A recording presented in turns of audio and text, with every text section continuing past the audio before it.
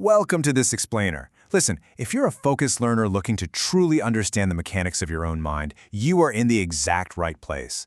Today, we're going to dismantle pretty much everything you might know about self-improvement, psychology, and that constant, exhausting quest to find yourself.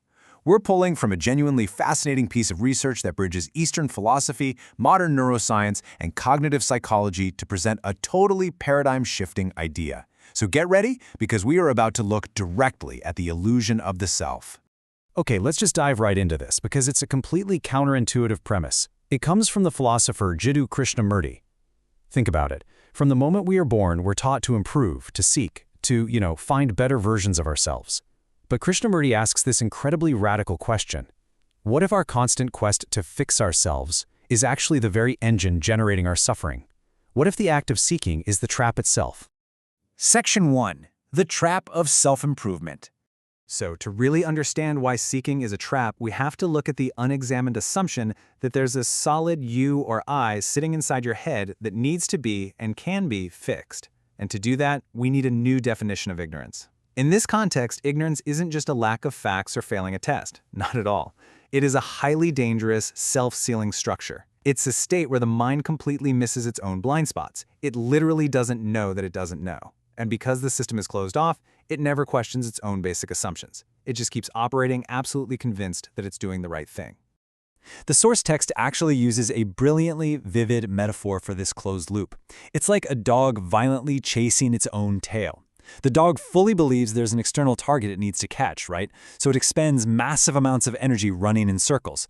But the tragedy, and honestly kind of the comedy, is that the chaser and the chased are the exact same entity. When we try to solve our psychological problems using the exact same mind that created those problems, we are the dog. The I that wants to be fixed is made of the exact same thoughts causing the distress in the first place. Let's move to Section 2, Brains, Algorithms, and Shadows. So, how exactly does the brain trap itself in this endless cycle? Well, basically, our brains operate a lot like highly advanced prediction machines.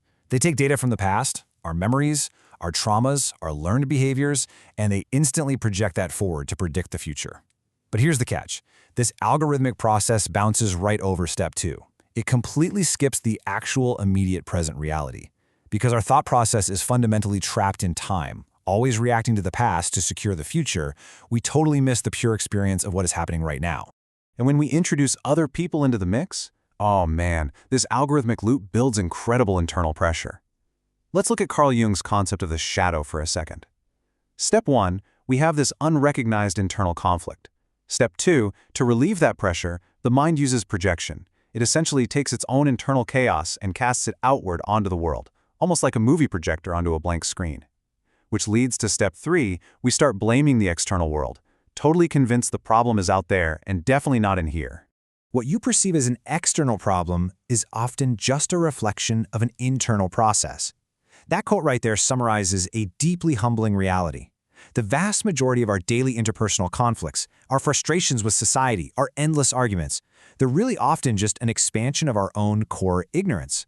We're operating completely under the radar of our own awareness, essentially just fighting our own shadows that we've painted onto the faces of our friends, our family, and our coworkers. Bringing us to Section 3, Breaking the Transparent Illusion. Now you might be wondering, if this is all just an algorithmic loop of a non-existent self, why does it feel so incredibly real? Like, why does the I feel so undeniably solid? Well, the philosopher Thomas Metzinger proposes what he calls the self-model theory. He argues that the self isn't some tiny pilot sitting in your head driving the meat suit of your body. It's simply a data model. It's a highly efficient tool constructed by the brain to organize the massive amounts of sensory experience flooding in every single second. But here is the real kicker. It operates as a transparent illusion. Think of it exactly like wearing a perfectly seamless virtual reality headset. But imagine you've been wearing it since you were a toddler. You've had it on for so long, you completely forgot the headset was even there. You look at the virtual world and think, this is reality. You look at the self-model and think, this is me. And this brings us to the ultimate contrast in how we approach our own minds. On one hand, we have our default state, right? Algorithmic, time-based thought. This is the exhausting, cyclical effort of trying to slowly think our way out of our problems over months and years. But on the other hand, we have Krishnamurti's solution, instantaneous seeing. This isn't a process. It doesn't take time. It's a sudden, absolute recognition of the mechanism itself. The moment you truly see that the problem solver inside your head and the problem you're trying to solve are literally the exact same mechanism, the loop breaks. You realize you are the dog chasing its tail. And in that spontaneous, instantaneous moment of seeing, the transparent illusion loses its power. The VR headset shatters. Now, the self-model doesn't necessarily disappear completely. I mean, you still know your name and you still know how to drive a car. But you no longer mistake the model for absolute reality. Section 4. The power of ordinary suchness. Okay, let's just take a breath for a second. We've been moving fast, navigating through some heavy cognitive psychology and philosophy. Let's intentionally slow things down a bit. What happens when the algorithmic mind actually stops? What is left when the constant seeking finally ends? In the source's poetic appendix, we find this beautiful phrase, ordinary suchness. It points to a state of reality that is completely, totally free from the algorithms of time and the heavy, burdensome structure of the self. It's the simple, profound reality of things exactly as they are, without the mind's constant running narration or judgment overlaying it all. Listen to how this poetic translation illustrates the trap we've been talking about. A man asks for the way upon a stone bridge. The river has already flowed east. While our minds are hopelessly stuck asking questions, calculating, looking to the past for answers, actual reality is moving continuously. The river doesn't wait for your algorithm to finish computing. Deep in the forest, an elephant flicks its ears. No one knows. The elephant doesn't have a crisis of identity before moving its ear.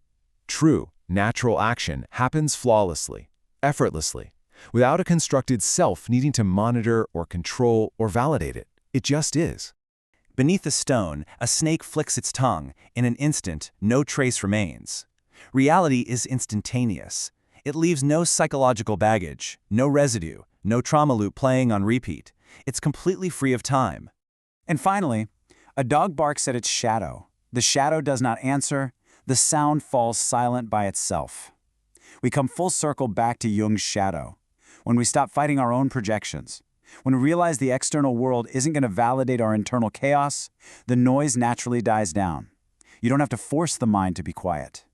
When the illusion of the shadow is actually seen, the barking simply stops on its own. So if you take away absolutely one thing from this entire explainer, let it be this. Your psychological problems are structural. They are not content-based. Freedom isn't about slowly changing the content of your thoughts, trying to replace sad thoughts with happy thoughts or anxious thoughts with confident ones over this long period of time. Doing that is literally just rearranging furniture inside the burning house of the self model. True freedom is instantly recognizing the false structure of the self altogether. And so we arrive at the very end of the source material with a final, completely mind-bending thought. If the self is just a transparent illusion, a biological VR headset, then when the illusion breaks, there's no you left to even claim enlightenment. As the text says, no one awakens, but the dream is ended. It leaves us with a profound question to sit with.